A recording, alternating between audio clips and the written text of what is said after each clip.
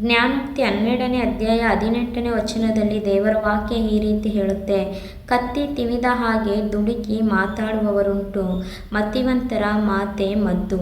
ಮದ್ದು, that means medicine. Here god is speaking, comparing our words to two things. One is salt and the other is medicine. So how you using your words for others? Are you using like a salt or are you using like a medicine? It is depend upon us.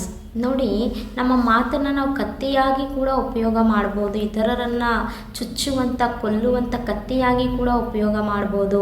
At the same time ಇತರರ ಹೃದಯವನ್ನು ವಾಸಿ ಮಾಡುವಂಥ ಔಷಧಿಯಾಗಿ ಸಂತೈಸುವಂಥ ಮಾತುಗಳನ್ನು ಕೂಡ ನಾವು ನಮ್ಮ ಮಾತನ್ನು ಔಷಧಿಯಾಗಿ ಕೂಡ ಉಪಯೋಗಿಸ್ಬೋದು. ಆದರೆ ನಾವು ಯಾವ ರೀತಿ ಉಪಯೋಗಿಸ್ತಾ ಇದ್ದೀವಿ?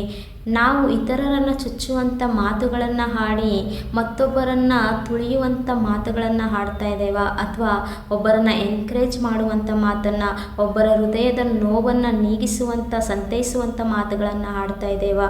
ನಮ್ಮನ್ನು ನಾವು ಪರೀಕ್ಷಿಸ್ಕೊಳ್ಬೇಕು. ಯಾಕೆಂದರೆ ದೇವರ ವಾಕ್ಯ ಹೇಳುತ್ತೆ, ನಮ್ಮ ಮಾತು ಇತರರಿಗೆ ಪ್ರಯೋಜನಕರವಾಗಿರಬೇಕಂತೆ, ಇತರರ ಭಕ್ತಿ ವೃದ್ಧಿ ಮಾಡಬೇಕಂತೆ, ನಮ್ಮ ಮಾತಿನಲ್ಲಿ ಉಪ್ಪಿರಬೇಕಂತೆ, ನಿಮ್ಮ ಸಂಭಾಷಣೆಯು ರಸವತ್ತಾಗಿ ಇಂಪಾಗಿ ಇರಬೇಕು ಅಂತ ದೇವರ ವಾಕ್ಯ ಹೇಳುತ್ತೆ.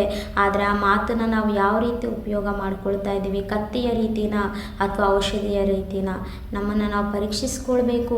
ಒಂದು ವೇಳೆ ಕತ್ತಿಯ ರೀತಿಯಲ್ಲಿ ನಾವು ನಮ್ಮ ಮಾತನ್ನು ಉಪಯೋಗ ಮಾಡ್ತಾ ಇದ್ದೇವೆ ಅಂದರೆ ಖಂಡಿತ ನಮಗೆ ಶಾಪ ಆಗುತ್ತೆ, ಅದು ನಮಗೆ ಶಾಪವಾಗಿ ಪರಿಣಮಿಸುತ್ತೆ. ಆದರೆ ನಮ್ಮ ಮಾತುಗಳನ್ನು ಇತರರ ಹೃದಯದ ಗಾಯಗಳನ್ನು ವಾಸಿ ಮಾಡುವಂಥ ಔಷಧಿಯಾಗಿ ಸಂತೈಸುವಂಥ ಮಾತುಗಳನ್ನಾಗಿ ನಾವು ಉಪಯೋಗ ಮಾಡೋದಾದರೆ ಅದು ನಮಗೂ ನಮ್ಮ ಕುಟುಂಬಸ್ಥರಿಗೂ ಕೂಡ ಆಶೀರ್ವಾದಕರವಾಗಿರುತ್ತೆ.